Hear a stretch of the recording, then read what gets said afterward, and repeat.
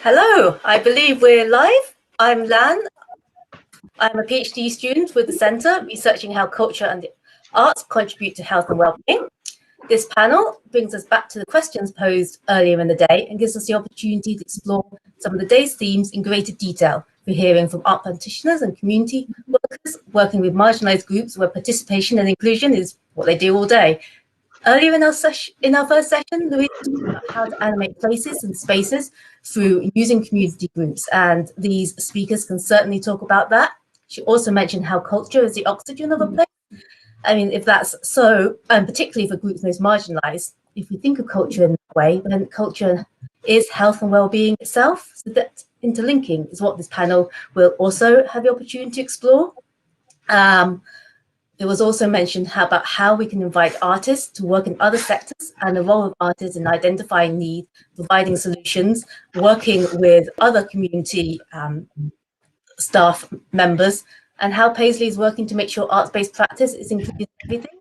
So I might be biased, but we have 4 perfect speakers to show how this is happening in Renfrewshire, and they'll show what arts-based practice in different sectors look like. They've got a fantastic diverse range of projects to talk about.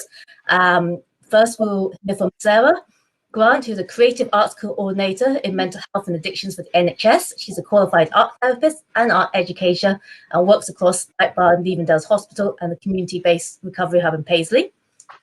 Jackie, who is not on here yet, but she's having technical issues. We hope she'll be on here soon. Is a strategic programme of environmental art and design development for NHS Greater Glasgow and Clyde. And together, speaking about the award-winning Art Boss project, is Marie, who's the music project producer at Renfrewshire Leisure Arts Team. She's also a working musician and part of the Paisley-based band The Vegan Leather. And we have Siobhan Gray, who's a community learning officer for Renfrewshire Council Youth Services with a creative background in fashion and textiles. So thank you all for accepting the invite and coming along and talking about this. I'm really excited. Throughout the day, people have talked about and touched on about working with marginalised groups and how to be inclusive. So this panel, through our speakers talking about their projects, will have the opportunity to hear what the experience of arts and culture on health and well-being has been through these groups. And on this theme, this panel was perfectly timed as we've just had the Scottish Mental Health Arts Festival in May, where the theme was normality, which I felt fitted in really well with the overall conference theme of recovery, repair and renewal. So to quote from the website, they chose, and I should say the theme is actually produced and co-created, is put out to anybody who turns up in the meeting, and they decide what they want the theme to be. So it was inspired by a wave of media stories referring to the new normal or returning to normal, and desire to challenge the value judgments often associated with this word. What if the old normal was damaging to your mental health? Or what if being isolated and unable to work was always normal to you because of anxiety, illness, or disability? A festival exploring normality feels like a manifesto, a plea for a new kind of normality that is healthier and fairer. So we'll pick up on some of those themes for the Scottish Mental Health Arts Festival in our discussion. First, well, it's appropriate that we kick off with Sarah, who's also the creative lead for Scottish Mental Health Arts Festival in Renfrewshire. So take away. Great, thanks, Lan. Okay, it's 10 minutes, isn't it? 10 minutes just to kind of share that. So thanks very much for having me. So my name's Sarah Grant. I work, as Lan said, as an art therapist for the NHS, and I have also supported the Renfrewshire Mental Health Arts Festival for the last 7 years creatively. So yeah, just a bit of context. I mean, we have just had the Scottish Mental Health Arts Festival. It takes place from the 3rd to the 23rd of May every year. And this is the 15th year of the festival. It's such a diverse kind of platform. It involves an International Writing Award, an International Film Award, it commissions new theatre, residencies, artworks. So it's the whole spectrum from real grassroots art involvement right up to kind of professional kind of art pieces. Recently, they've started offering a mental health award at the Edinburgh Fringe Festival. So it's really kind of working to reduce stigma, I think, just kind of and increase those conversations across the kind of cultural spectrum. As Lan said, yeah, the theme of this year's festival was normality with a question mark at the end. So it was kind of that big question for everyone: what is going to be the new normal after this kind of huge experience that we've all shared? So the festival itself is led by the Mental Health Foundation, and as I said, it aims to challenge stigma, but it's a really nice platform for exploring the relationship between creativity and the mind, which appeals to me as an art therapist and working within the NHS. And I think it's great because it really promotes participation, and I think that's what appeals to the groups that I work with, is it's such an opportunity to take part and promote positive mental health stories. Yeah, so as I say, it's a really pioneering festival. It's actually one of the biggest festivals in the world in terms of mental health and positive human rights discussions in a kind of creative way. So it's been imitated across the world. There is now, the Mental Health Foundation have supported in Northern Ireland a Northern Ireland Mental Health Arts Festival on a similar model. But across the country, there's many other kind of models. I'm from Leeds originally, and they have a great Arts and Mind Festival supported by the charity Mind. Bristol has a great one, the Freedom of Mind. St Helens has a great one called Heart of Glass. So it's really nice to see kind of how it's so much more mainstream now to be discussing mental health in the context of our creativity, because there's just so many parallels. And I think with lockdown, everyone's just seen that actually it offered just so much resilience, didn't it? To have something creative you could do was just kind of a way of getting through and also processing a lot of what was happening. A really nice thing to come out of this year's festival on a national level was talk of a mental health arts network, a kind of nationwide network that I'm not quite sure what form that will take, but will engage kind of conversation across Scotland, and it'll be an opportunity for peer support and mentoring and different projects to kind of be advanced. And a bit similar perhaps to the model, there's a London Arts in Health Forum, which is kind of a similar peer model. So that'll be nice for Scotland, I think, or an exciting development. So I've been involved with the Renfrewshire Regional Mental Health Arts Festival for 7 years. I was in art teaching before that at Cadonal College, so I left teaching to join the NHS because originally my background was as an art therapist. So I joined the community mental health team based in Mailand Mill in Paisley, and that was an innovative service at the time called the Network Service, which was led from within the NHS by an occupational therapist called Jeanette Allen, who really saw that the need for a service that would offer kind of employability pathways for people who were suffering from long-term or secondary mental health, like a long-term enduring condition, and also addiction. So it was a real kind of like a American model to really kind of support people in quite a fast-track way back into employment, because it was seen that employment was the best thing of all treatments. It was the best thing for improving self-esteem and confidence. But Jeanette so recognised that creativity and volunteering and being part of groups, all of those were the essential stages on the way to returning to work. So I came in as a creative arts coordinator, and I worked specifically with anyone wanting to get into arts or who had an arts background, or people that wanted to get involved in creative groups as part of their recovery. So as part of that, we helped a lot of peer-run groups spring up around Paisley, and we helped them get constituted legally, so they were a kind of little community peer-run group. So it's a really nice model that kind of wanted community groups to be out there in the community, and not that they were like flagging up that they were anything about mental health, but they were just a really kind of equal peer-run model that was open for everybody, and just kind of the least stigmatizing of all those kind of models.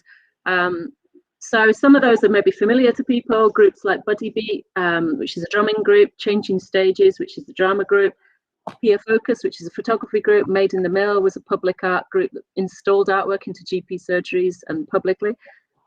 PAG is a peer-run art group, the Paisley Guitar Group and the Paisley Writers Group. They're both based at the Sunshine Recovery Cafe in its kind of former incarnation before lockdown. So Network Service was this really good service for helping support all these kind of peer-run groups that still exist. Unfortunately, network service no longer exists, which is a shame. That was a funding thing. So my role moved.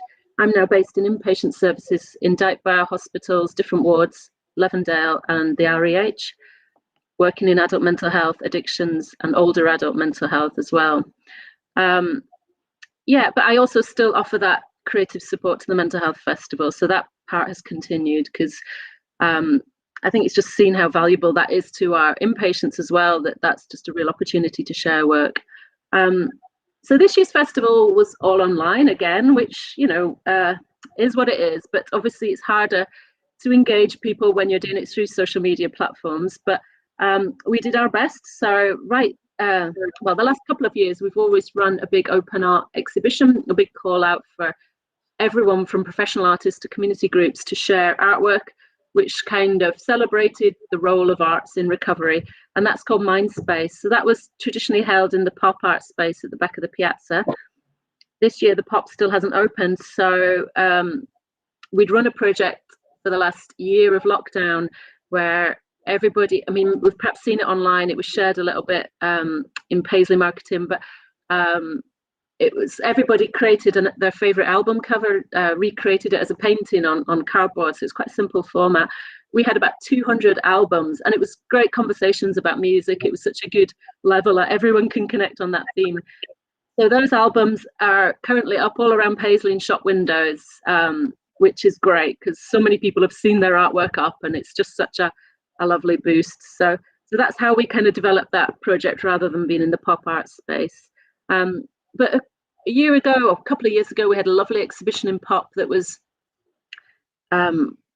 through the Sunshine Recovery Cafe. There's a great AA quote, and it says, "We all arrived in different ships, but we're in the same boat now." And taking that quote, we put in loads of cardboard and we made huge cardboard boats, which really everyone became so involved in creating their own boat. It's a really like representation of yourself. So we had Viking ships and rescue boats and little tugboats, and the whole fleet of boats sailed across the floor of the gallery space. So that was just awesome. We had plans to float them down the river cart and everything, but that didn't quite happen. But it's really nice to kind of, I don't know, run themes where people can really get behind it. And I think that was just such a real triumph, that one. We also, as part of the festival, every year run a poetry competition called Passing Time. And that involves a big call out to the public on the theme of the festival to write a poem in under 20 lines.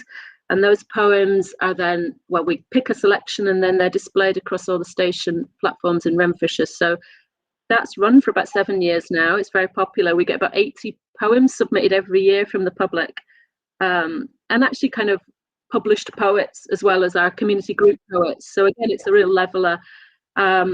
This year, actually, we did it as a big online spoken word event, which was really moving. It was people sharing work for the first time, and it was such a safe space to talk about the theme of normality and what that meant, and people shared a lot of their own kind of vulnerabilities about coming out of lockdown and just kind of how difficult it's been. And it was a really moving event. So that is still on our Facebook page if anyone wants to watch. It's Facebook Renfrewshire Mental Health Arts Festival, and on Instagram and on Twitter.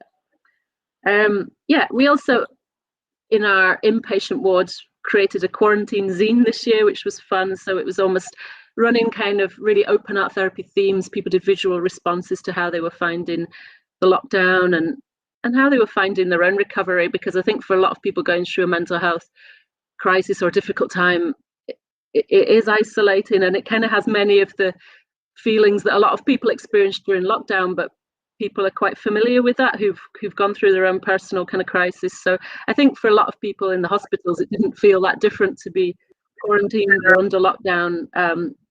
But perhaps there's also a bit of relief to feel that, well, at least everyone's experiencing this, you know, and kind of maybe a little bit more compassion, you know, in terms of everybody's been through a difficult time. So it felt like there was a shared experience. Yeah, so the Mental Health Festival in Renfrewshire is actually funded by the NHS, which is nice because I think a lot of the regions, it's more third sector. So here, the NHS, under the kind of umbrella of the health, social care profession, funds the festival every year. So we get a few £1,000s from them, and then a pot of money also from the Future Paisley Renfrewshire Leisure Award. So we have that in place for the next 2 years. So it was really great as well with the 2021 bid to see how much the festival was recognised. It really fitted, I think, with the theme of tackling poverty and really kind of that the grassroots quality of the festival. Okay, so I guess a little bit more about my role. So I'm based in inpatients at Dyke Bar, Levendale REH, as I said, and also outpatient at the Sunshine Recovery Cafe. So I offer one-to-one art therapy sessions within hospital. I run groups. I kind of support and curate exhibitions, and work in dementia and mental health, so different kind of areas. I'm part of an OT, occupational therapy team, so part of the bigger multidisciplinary team as well.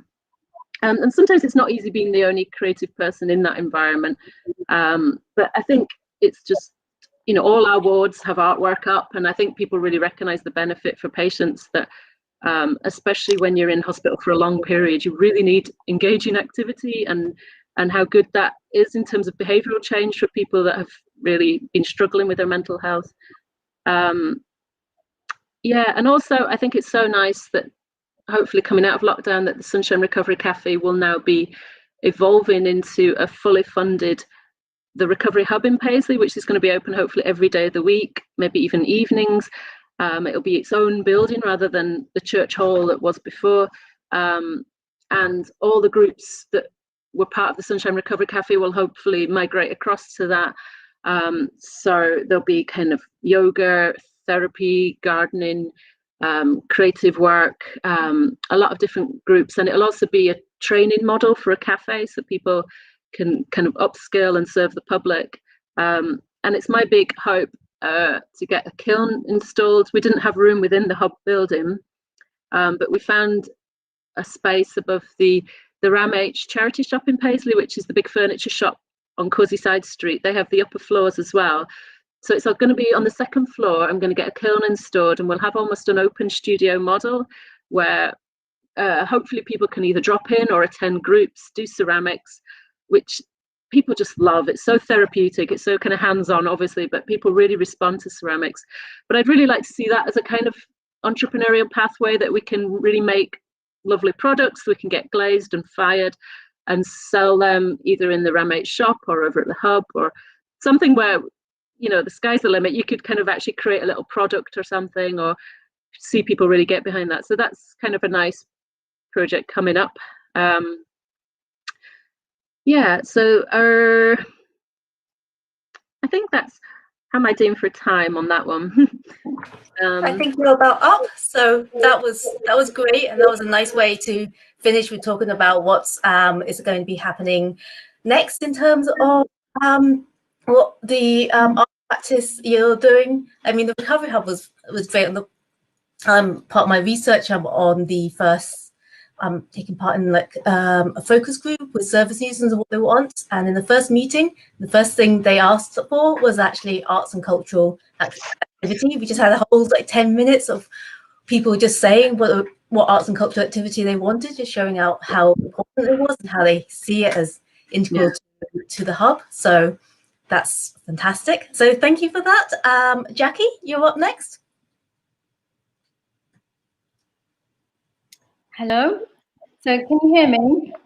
Yes. Good, because I've had to switch computers. They don't allow Chrome in the NHS for some reason. So I'm going to share my screen because I've got a presentation I've put together for the session. So I'm going to attempt to do that now. Okay? Now.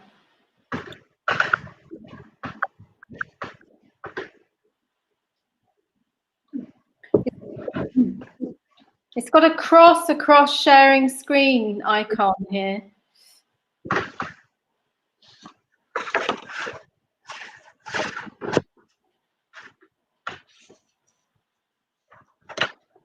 And everybody else is frozen. Have I too?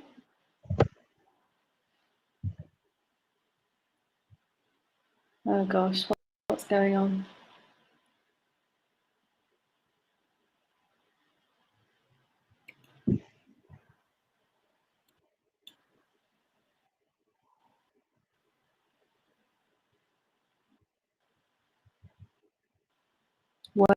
Sharing. Okay.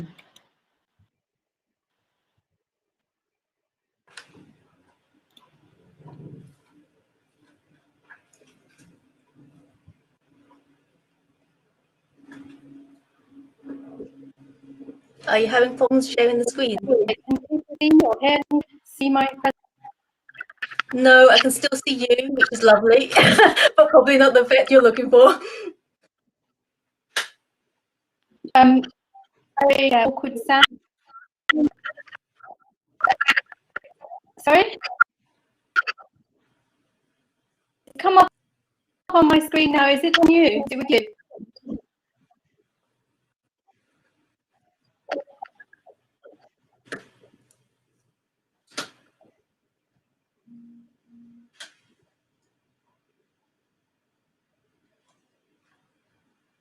The joys of technology. On the screen. I don't know if I should speak because I've got the presentation on another Now you computer. go So if you can't see it, just there's a cross across the screen sharing on here for some reason.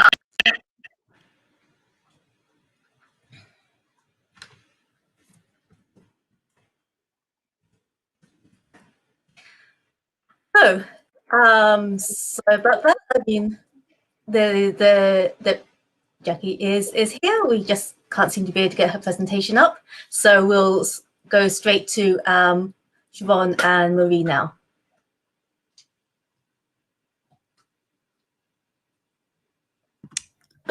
Hi everyone, we have a presentation as well, so hopefully that'll work. Yay! We can see that. Siobhan, do you want to start? Hi Anne, thanks for having us on to speak today. My name is Siobhan Gray and I work for Renfrewshire Council Youth Services. Myself and Mary, who works for Renfrewshire Leisure Arts Team, both support the group Art Boss. I'll tell you a little bit about Art Boss in the next slide, please. So Art Boss Young Producers Group was developed by Future Paisley. It's a 3-year funded project which is open to young people aged 13 to 18 who are care experienced, young carers on the edges of care, or they've maybe been referred to us to get a little bit more support. The young people that are part of the group have an interest in the arts and wanted to come on to learn how to be young producers. Project aims is to develop young people's skills in producing photography, filming, and also to promote positive mental health and well-being with the young producers, but also further out there to young people in Renfrewshire. Mary? Cool. Hi everyone, so my name's Mary Collins. I'm one of the arts project producers on the arts team at Renfrewshire Leisure. I'm going to kind of try and talk a wee bit about the theme of the panel of normality and the role of culture and the arts to help us reflect, envisage and change what is and what should be normal. So as we're kind of charting a path back towards normal social and cultural landscape, I'm going to talk a bit about how Art Boss have begun to sort of navigate this transition and the way in which Art Boss has kind of challenged the notion of normality and how we as a group have fought through these challenges presented by COVID-19 through the medium of arts and culture. So before we kind of ask the question of how arts and culture have contributed to positive mental health and well-being through a sort of turbulent time, I thought it'd be interesting to sort of ponder the notion of normality within the context of the lives of the young producers who attend Art Boss. And as Siobhan was saying, many of which are care experienced or young carers. So when I was kind of doing a bit of research for this presentation, I was kind of thinking, what does normal mean? And it's usually quite cheesy when people do this, but I kind of looked it up in the dictionary, what is normal, the condition of being normal, a state of being usual, typical or expected. And then I thought about that in the context of the young people that we work with. And I was thinking, well, what if your normal is in a constant state of flux and change? And that is the reality for a lot of the young producers. So in contrast to maybe what I would perceive as normal, I live a life of routine and things are expected and there's a degree of certainty and order. But for many of the young people at ArtBoss, their lives are kind of far from usual or typical or expected, and many of the young people that we work with sort of tell us that they have a kind of hectic life. It's sometimes quite uncertain and chaotic. And because of this sort of constant changing and flowing and adapting, it's been found by like the Mental Health Foundation that young people from these kinds of backgrounds have been consistently found to have much higher rates of mental health difficulties. So if you think about that, if your life is already kind of far from what society perceives as normal, the pandemic sort of throws another hurdle in your way of achieving this sort of steady like equilibrium, I suppose, both mentally as well as in your physical space. So for Siobhan and I, it was then sort of vital to provide a safe and structured space for young people to be able to come and freely participate and express themselves. And what I thought was quite interesting was when we sort of first started doing video chats, there's a certain kind of rigidity to online video platforms, even in the way they look. There's a kind of symmetrical grid and everyone's in their own little place, like we're literally all in boxes. But within those kind of little rigid squares, young people were reporting chaos inside of those, the change in their routine, the uncertainty of lockdown. So it was then important that ArtBoss was a place of safety and expression and friendship and at least one thing in their week that remained kind of constant and familiar. So instead of the kind of notion of normality, we sought to achieve connection and a safe space for expression. So the way that we sort of achieved this when we first started, it was important that it was the young people who were the ones deciding what the programme was and deciding how to make the space safe. So we kind of started off with kind of fun consultations of how we wanted the group to look online. And that actually really worked well because the young people had agency over that and were more sort of respectful of the space that they had created. And this was like our little group agreement that we came up with, and just kind of some guidelines for using social media together. And we saw quite quickly that it became a really safe space, and we actively encouraged each other on a digital realm, which was brilliant. I'm going to get into more about what our actual programme was, but this was just like a snippet of the kind of first sort of couple of months in lockdown, and we kind of managed to do this all online. Again, it was sort of the ideas came from the young people. We had TikTok weeks. I've now figured out the world of TikTok. It's quite a fantastic world. And then we've done theatre and producing, and we made sure there was wellbeing weeks in there. And I think for Siobhan and I, it was really great that our kind of way of working in our partnership was we had Siobhan on the kind of youth work side and the pastoral care, and then I was able to kind of lead on the more kind of creative programme, and we found that worked really well as a way of working, really, to have two people kind of dedicated to those different things. This is just some quick evaluation that we've done. Siobhan's going to go more into that with sort of different impact statements from the young people, but we found that the kind of favourite things that the young people found about the sessions were support from other members, the banter, the different creative challenges and being creative. And down here, rate how helpful ArtBoss has been for keeping your mental health well. So we've got kind of 80% saying that they agreed with that statement. I've got a little video here that just kind of shows you a bit more in depth of different kinds of things that they got up to. I'll just maybe, it's quite long, so I'll maybe just skip through some of it just so you can get an idea of what kind of things they done. At Big High was producing their own graphic novel with a professional graphic designer. We had 8 weeks of sort of development work, storyboarding, character development, and that was really brilliant. And the kind of story they came up with was how to have an adventure while you're in your house during lockdown. And these were some of the characters that they worked on. And I thought they were brilliant. They just look really like the young people. And then we managed to launch that at the Paisley Book Festival. So that was great to have a kind of national platform for them. We've got physical copies. There's also an online version, so I can try and link that if you want to check that out. We produced our own Halloween film, premiered on Red TV, which was great. So we've done, again, a lot of kind of development work with script writing and storyboarding. The young people got to do location scouting when it was safe to do so. They had experience with filming and acting and directing, and just got a really kind of brilliant overview of how to produce pieces of work, which was great. That was really fun. And these are just kind of statements of things that we learned during that process. You can check that out on Ren TV YouTube channel now. Different highlights, yeah, we just done lots of different kind of little tasks as well. We kind of teamed up with Right to Dance and Tiny Changes. We done lots of kind of fun things. We done team building and outdoor fun, again, talking about that connection and the importance of that for their mental health and well-being. There was lots of fires and marshmallows had there. We worked with professional spoken word artists and wrote our own poem, and we performed that at the Digital Small Shot event, and that's on Paisley Is website. You can check that out as well. So we got up to loads of stuff. That was totally jam-packed. We were sometimes meeting 2 or 3 times a week to get all this stuff done.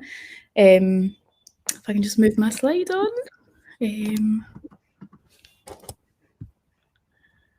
So all that sort of culminated in the young people achieving a Young Scot Award for the arts category, which was a really incredible moment in the Art Boss journey. It was a really sort of validating moment for the young people, which really drastically we saw increased their confidence in what they were doing. It's been a really brilliant boost in kind of morale for the group and a real incentive to keep going. The reactions were absolutely amazing. I'll never forget their kind of faces and their messages when the winner was announced. I've got a couple of quotes here. I feel over the moon. I literally cried happy tears. Winning has really cheered me up after being a bit down. We couldn't have won if we didn't have each other. And I think that quote there is really kind of testament to what we're trying to get across in this presentation of like not going back to normality, but it's more about connection and a safe space and friendship that really sort of impacts the young people's mental health, is what we found. So I'll pass back to Siobhan to kind of talk more a wee bit about the outcomes and the impact of the programme. I think we've reached our 10-minute mark, so we'll do this one quickly. But I think the big thing was providing opportunities for young people that maybe wouldn't, that cross barriers for travel or affording to join groups. This is kind of, having this group has allowed young people to be a part of the arts. So, and it's really meant a lot to them, and it's helped us through the arts and culture. We've been able to encourage young people to come together, develop trust and communication skills in group work settings, as well as support them to build on their confidence and self-esteem. So we've got a lot of outcomes there, and we've managed to meet them, which is amazing. And the young people have reported that, you know, it really is helping their mental health and well-being. So yeah, like we're so proud of the work that they've done, and we're happy that we're able to offer those opportunities. Thank you. Great, thank you for that. And we'll hear from Jackie now. Okay, hello. How long have I actually got, Lan? We don't have very long now, Okay. So keep it to a few minutes, just so that we've got like time to be able to have a chat and discuss some things. Sure. So I don't think I'm going to faff around trying to share my screen in case it just takes ages. So I'm just going to, I've got my presentation here, so I'll just speak it, and then if I can share it later as a PDF or something. I don't know if you can do anything with it. But what I was talking about is environmental art, green space and biodiversity, and how the old has moved into the new normal. So I suppose what we've been wanting, you know, we've been struggling towards this new normal for many years. And with a new normal, has it suddenly become easier? And it's yes and no. There are certain things that we've always wanted to do in the environment, which is now happening quite fast. But of course, participation, I've just seen those two, the Art Boss is just so impressive. And I think what Sarah's talked about is really impressive. But on the other hand, we struggled really to connect with people for co-production around therapeutic design in the built environment.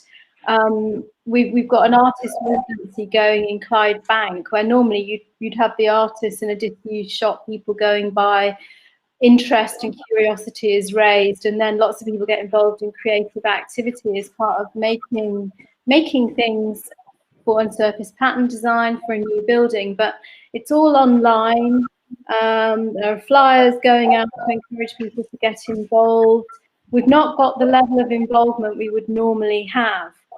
So that, for me, that's not going as well as it used to. But of course, I suppose, more involved digitally once people do start to get involved. But the green space and the increasing biodiversity is really taking up in the NHS. And we've been doing a lot of that, but we've got a new project called Halo, which is about to be installed at the Royal Alexandra Hospital in Paisley. And it's these sort of round circles, planted circles where people can sit for respite and at social distance. So the pandemic has brought forward the use of green space, the appreciation of nature. We've got management of the land changing, wild areas, teaching in the outdoor space, looking after and protecting swans, moorhens, bats. In the past, people would actually, terrible, but actually park their cars and squash the frogs at the Royal Alexandra Hospital. So there's a kind of change and embrace of nature. A lot of engagement is happening through Instagram. So we've got art projects, things being posted out to people, and then people, in Instagram groups putting their artwork up. That seems to be working really well. But my question in all of this, particularly, I've got fantastic photos that I'd love to show you of the live artists directly engaged with people, and the biochemical, the chemistry that happens, and the social and emotional changes in people that happen through close contact with artists. We're not seeing that because we're not allowed to bring artists into the hospitals for events. We've had to put a digital live arts program together. We can still do all the building-based stuff. We can design gates, new buildings, put exhibitions in, but just that close contact that people get. And I was really pleased to see when it was safe, artists could do that. But when you're locked down in a digital environment, I've just got questions about how people feel at the end of the day when they switch the screen off. You've been involved in a creative activity, you've met people. I suppose it's just a question, really, and I suppose we've just got to live with it. And but being connected to flowers in the room that you're enjoying, actual live music, and the experience of being with an artist, I think that's another layer and another dimension which has impact. I think I'll end it there, actually. Great. Fantastic. Thank you for that. And so we've talked a lot about, giving everybody a glimpse of what's happening in Renfrewshire and Paisley. So I wonder what lessons that you think that's you've learned from that we've talked about today in Renfrewshire and Paisley that could just be applied to how people can use the arts to improve health and well-being overall when we are designing whatever the new normal is, or building back to the new normal. What from the conversations that you had with the groups that you've worked with, what do you think should be the role of culture and the arts into actually making this normality inclusive for everybody? I don't know who wants to go first.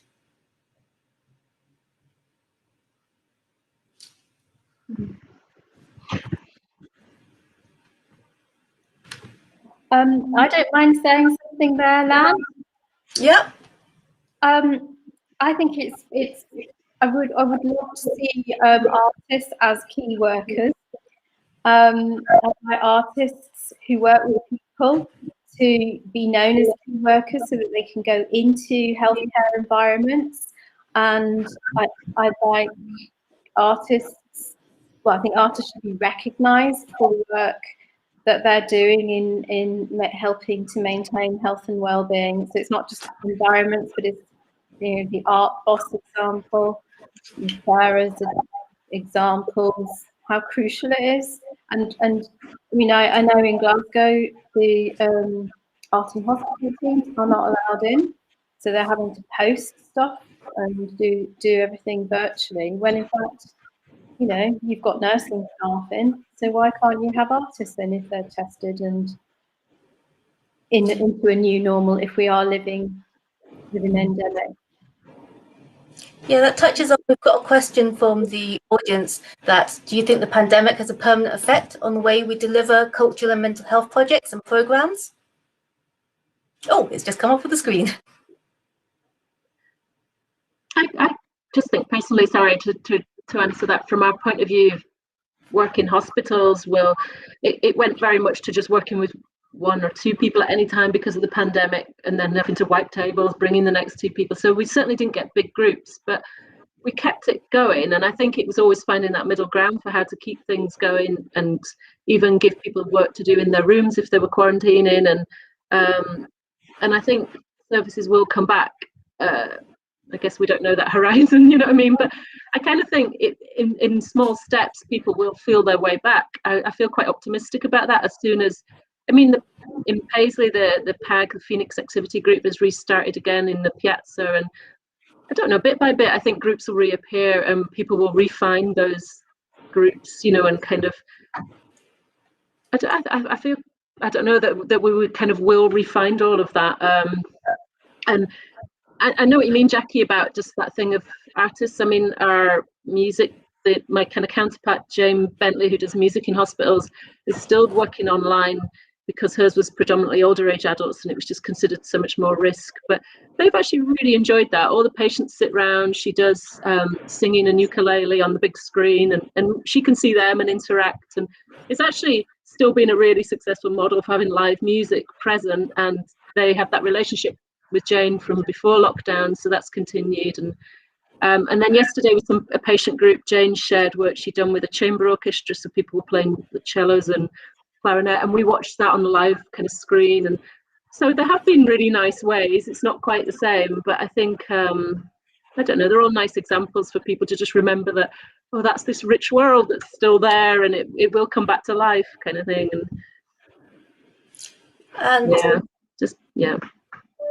I'll put this question to Siobhan and Mary. How has culture and the arts have helped the people that you've worked with envisage a future? Do you see that over the past year, what their view of what the future would be, and maybe the sense of empowerment about what they can do about the future has changed through culture and the arts? Yeah, I think working with the young people at ArtBoss taught us and kind of theme of like this panel about each individual person has their own experience of normality, and what's kind of chaotic to one person is normal to another person. And working with the group, they've definitely expressed the positive impact on their mental health. And I think the ArtBoss Young Producers are really a really great example to other young people of how to kind of boss your own version of normality through creativity. And I think Siobhan and I have definitely seen the kind of positive benefits to their mental health. Sorry, Siobhan, do you want to? Yeah, just probably going to repeat the same, but I think going back to like spaces and things, we for the first time started using outdoor spaces and discovering outdoor spaces, and that's been amazing for the ArtBoss Young Producers to be able to be out and film. But before, we would never really have thought about using those spaces. We would have met indoors in a community space, so I kind of approach has changed a little bit, and I think the young people they have got so into it over lockdown that producing, that they are now applying to colleges to do media, which is great. It just shows that it really has had an impact in their life and they want to carry on being young producers. So for us, that's pretty amazing. Okay, well, fantastic. Well, thank you all so much for coming, and thank you for everybody who's at home and persevering with the technical issue. Just I think my dog is actually wrapping us up, which is wonderful. So you can follow us on Twitter. You can watch this again on the SPCI website. So thank you for coming and joining us. We're hoping the event's given you food for thought, and we're looking forward to seeing how the next phases of COVID recovery unfold and how arts and culture can function and utilize on this space. Thank you, Lan, for organising it. Thank you. Thanks.